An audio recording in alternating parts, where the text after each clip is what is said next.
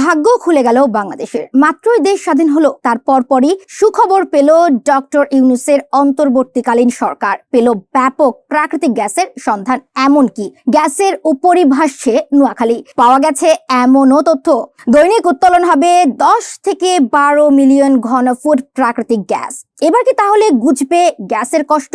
কলকারখানায় মুজবে গ্যাসের ঘাটতি? বাংলাদেশের কোন এলাকায় পেল এত গ্যাস? চলুন জেনে নেই সবকিছু বিস্তারিত বাজ নিউজের এই প্রতিবেদনে। নুন আনতে পান্তা ফুরায় প্রবাদের মতোই জ্বালানি আমদানিতে রিজার্ভও তলানিতে হিমশিম খাচ্ছে সরকার। লক্ষ্যমাত্রা থেকে কম জ্বালানির কারণে দেশে ব্যাহত হচ্ছে বিদ্যুতের চাহিদা, কমছে কলকারখানার উৎপাদন, যার প্রভাব পড়ছে অর্থনীতিতেও।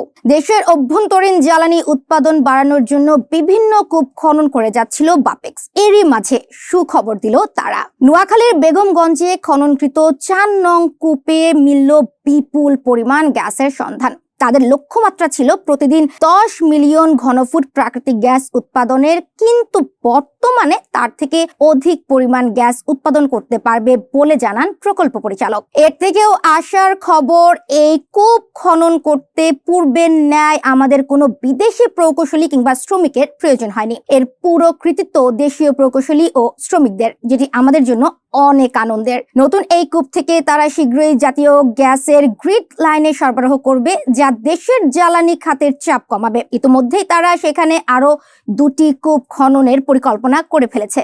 দেশের এই ক্রান্তি লগ্নে বাপেক্সের সুখবর যেন জ্বালানি আমদানিতে রিজার্ভ নিয়ে দুশ্চিন্তা নতুন সরকারের অনেকটাই কমিয়ে দিল।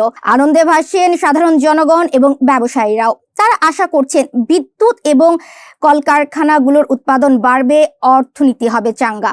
এই খুশির খবরটি শেয়ার দিতে ভুলবেন না কিন্তু। দেখছিলেন বাজ নিউজ। ধন্যবাদ।